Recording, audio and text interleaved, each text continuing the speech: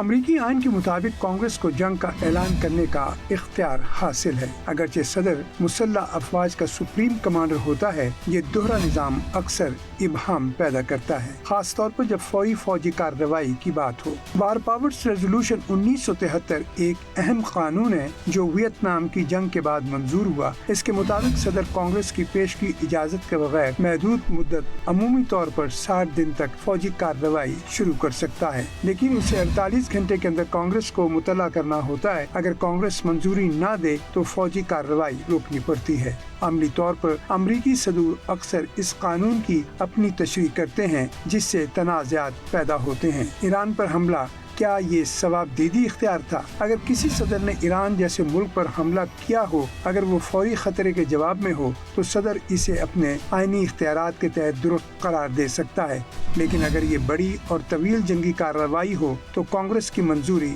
درکار سمجھی جاتی ہے۔ 2020 میں ایران کے قاسم سلیمانی کی ہلاکت کے بعد یہی بحث شدت اختیار کر گئی تھی، کیا صدر جواب دہ ہو سکتا ہے؟ ایسی صورتحال میں کانگریس سماعتیں کر سکتی ہے، حکومتی حکام سے وضاحت طلب کی جا سکتی ہے، کانگریس فوجی کارروائی کے لیے فنڈز بھی روک سکتی ہے۔ بعض اوقات عدالتوں میں بھی معاملہ لے جایا جاتا ہے، تاہم عدالتیں اکثر ایسے معاملات میں محدود مداخلت کرتی ہیں۔ صدر اس وقت مواخذے کی گرفت میں آتا ہے جب صدر نے آئین کی سنگین خلاف ورزی کی ہو یا اختیارات کا غلط استعمال کیا ہو تو صدر کا مواخذہ ممکن ہے۔ ایسی صورت میں ایوان نمائندگان فرد جرم عائد کرتا ہے، سینیٹ ٹرائل کرتی ہے، لیکن عملی طور پر صرف فوجی کارروائی کی بنیاد پر مواخذہ کم ہی ہوتا ہے۔ اس کے لیے واضح اور سنگین بدعنوانی یا غیر قانونی اقدام ثابت کرنا پڑتا ہے۔ امریکی آئین کے مطابق کانگریس کو جنگ کا اعلان کرنے کا اختیار حاصل ہے۔ اگرچہ صدر مسلح افواج کا سپریم کمانڈر ہوتا ہے، یہ دوہرا نظام اکثر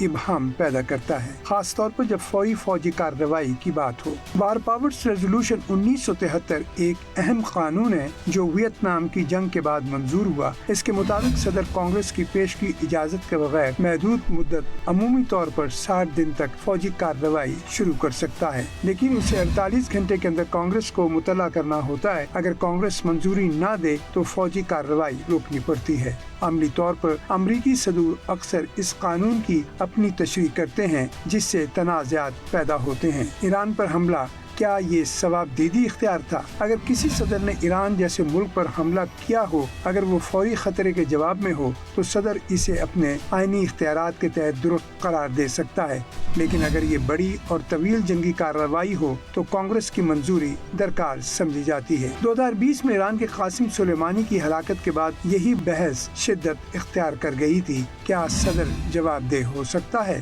ایسی صورتحال میں کانگریس سماعتیں کر سکتی ہے، حکومتی حکام سے وضاحت طلب کی جا سکتی ہے، کانگریس فوجی کارروائی کے لیے فنڈز بھی روک سکتی ہے۔ بعض اوقات عدالتوں میں بھی معاملہ لے جایا جاتا ہے، تاہم عدالتیں اکثر ایسے معاملات میں محدود مداخلت کرتی ہیں۔ صدر اس وقت مواخذے کی گرفت میں آتا ہے جب صدر نے آئین کی سنگین خلاف ورزی کی ہو یا اختیارات کا غلط استعمال کیا ہو تو صدر کا مواخذہ ممکن ہے۔ ایسی صورت میں ایوان نمائندگان فرد جرم عائد کرتا ہے، سینیٹ ٹرائل کرتی ہے، لیکن عملی طور پر صرف فوجی کارروائی کی بنیاد پر مواخذہ کم ہی ہوتا ہے۔ اس کے لیے واضح اور سنگین بدعنوانی یا غیر قانونی اقدام ثابت کرنا پڑتا ہے۔